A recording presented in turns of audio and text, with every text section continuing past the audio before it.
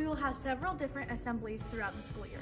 Some assemblies are more formal in tone, where we discuss important topics like a Veterans Day assembly, and some assemblies are more energized and fun, like spirit assemblies.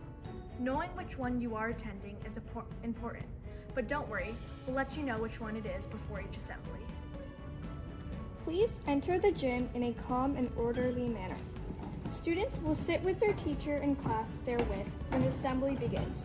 Your teacher will let you know where your class is assigned to sit.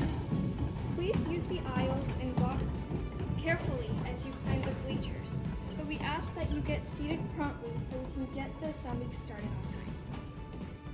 During the assembly, we demonstrate that we can be respectful and kind by listening attentively to the speaker and quieting down quickly when you see the quiet signal or when asked to by the speaker. Use applause appropriately and please respect the personal space of others.